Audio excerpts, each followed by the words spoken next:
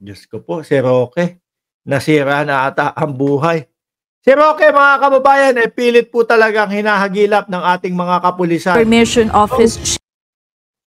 Tingin nyo, nasaan si Roque? Sige nga. Tingin nyo, nasaan si Roque? Ako po, hindi ko alam kung nasaan. Baka nasa Benguet, pero sabi ng mga kapulisan, wala doon sa mga bahay na hinalughog nila o yung pinuntahan ho nila. Hindi naman hinaluglog. Pinuntahan lang ho, mga bossy.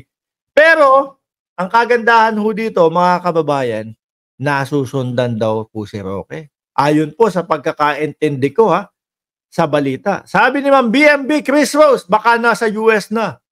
Sabi ng PNP, hindi daw. Wala daw sa US. Sabi ni Baba Yaga Week, andun kay baby boy. A.R. de la Serna. Eto.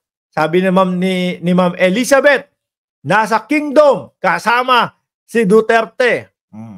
Ito po, pakinggan po natin. Kasi po, nasusundan at natatrack po nila si Atty. Roque, mga kababayan. Sabi ni Bangkolito Gaming, nasubo. Naku.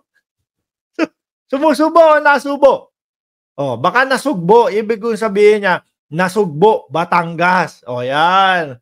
Kung ano iniisip nyo, kung ano-ano iniisip nyo doon sa nasubo, game! Patuloy ang ginagawang paghahanap ng Philippine National Police kay dating Presidential Spokesperson Harry Roque.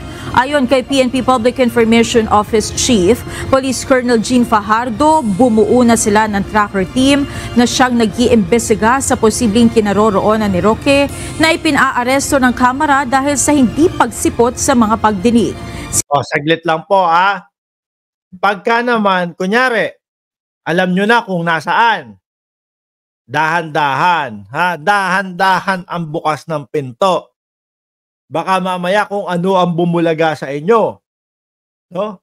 Komento ni Eric Cobra, lumuluhod si Roque. Nako! Nagdarasal. Ganun ba ibig mo sabihin? Kaya lumuluhod. Kaya nga sabi natin, ang payo natin, kung tukoy na nila kung nasaan po si Atty. Harry Roque, sana naman yung ating mga kapulisan, pagbukas po ng pinto ng ganon, dahan-dahanin nyo po ang pagbukas ng pinto. Hindi, tingin ko po, hindi naman po manlalaban si Atty. Harry Roque. No? Baka lang kayo ay mabigla kung ano yung makita. Ibig ko sabihin, sa mabigla, baka magulat kayo, naku, iba na itsura ni Harry Roque Pumayat na ganon, di ba? Sabi ni John Mark Altre, rated SPG. Tuloy natin. Dahil po, mga kababayan, dahilan po, no? Siguro ihinto na ito. Tingin ko hihinto ng mag-vlog-vlog itong si Roque.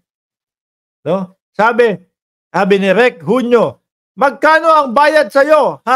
Diyos ko, ang swerte ko naman kung babayaran ako ng inaasar ko na nga lang kayo Tapos, sino naman politiko ang sa tingin niyo magbabayad sa akin? Ang content ko puro asarin, no? Pasikipin ang dibdib ng mga DDS. Sino naman politiko ang sira ang tuktok na magbabayad sa ano yung content na yan? Content mo babad tripin mo lang yung mga DDS? Bakit ako babayaran? Ay, salamat Pero tawag dito, yung tipong napaplattered ako dyan sa mga sinasabi nyo pag sinasabihan nyo akong bayad. Pag sinasabihan nyo akong bayad, napaplattered, ibig sabihin ng ayos-ayos ng content ko. Kasi para ho tayo bayaran, mga kababayan, kailangan maayos yung content mo. Kailangan talagang kung sino man politiko na yun ang magbabayad, maiangat mo yung kanyang pangalan. Di ho ba? Kaya thank you very much. Iniisip nyo, bayad ako. Kahit inaasar ko na lang kayo. Tuloy. Naku, pasensya na po at na-stop natin o na-post natin si Harry Roque nang nakabuka po yung bibig. Ang payat niya na dito. Sinabi rin ng PNP na kasama sa sinusuri ng tracker team ang IP address o posibleng lokasyon ng mga video na pinupost ito sa social media. Kaya matatrack ho din kasi yon, mga kababayan. Malalaman doon sa IP address, saan kaya ipinost to? Saan kaya ginawa itong video na ito? Kahit pa doon sa kanyang vlog, puro puti na lang po. Ayan, yung puti. Saan ba yun? Nawala. Kahit pa kulay puti na lang ang background ni Roque dyan, doon sa IP address, matatrack po. Dapat hindi natin sinabi. Baka magpalit na to ng laptop. Ano ho? O, tuloy. O posibleng lokasyon ng mga video na pinupost ito sa social media. Yung mga kanyang mga FB, yung kanyang possible location po ay tinatrabaho po yan ng ating PNP and of course other law enforcement agencies. At again, I would like to take this opportunity if Attorney Harry Roque would be able to watch this interview po. Respetuhin po natin yung mga proseso po. At the end of the day, nobody is above the law. Lagot ka, Roque. PNP na din ang naghahanap sa iyo. Dati po kasi, mga bossing, sa Kongreso lang. O ngayon po, kasama na din po ang PNP, kasama na din po ang CIDG, mga kababayan. Ano kaya kasunod nito? Ho? Tingin ko ang kasunod nito, mga kababayan, may 2,000 kapulisan na din po ang naghahanap kay Attorney Harry Roque. Naku, iiyak nito si Maharlika. Dagdag pa po kung maalala nyo po si Roque, yung unang naglabas po nung gawa-gawa nilang pulburon video, yung paninira po sa ating presidente, mga kababayan. Sabi ni Joel Carino, baka naka-Starlink. Si Roque, baka nga gumagamit din ng VPN yan na No? O, tuloy. Una na sinabi ng PNP na hindi natagpuan si Roque sa dalawa nitong address ng puntahan ng mga pulis. Naniniwala rin ang pulisya na hindi pa nakalalabas sa bansa si Roque batay sa impormasyon mula sa Bureau of Immigration. Makaya na naman kayo, Bureau of Immigration. Di ho ba mga kababayan, ito na naman ang Bureau of Immigration.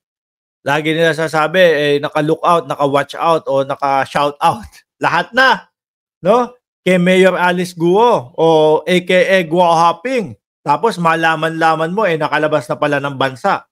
Nako, mananagot na naman kayo dito kapag ka talagang yan si Roque ay nakalabas ng illegal ng bansa. From From namamayagpag sa SMNI. Biglang stress na Harry Roque, mga bossing. Sabi ko naman sa inyo At isa din ho sa napansin ko dito kay Attorney Harry Roque, mga kababayan, nung nag-umpisa na nahalughugin po yung mga pogo, doon na talaga siya talagang bumanat na ng bumanat po sa ating presidente Taon na taon po yun. Sabi ko, naku. Tapos doon na nakita yung merong mga papeles sila ni A.R. de la Serna na lalabas ng bansa, yung mga bank accounts.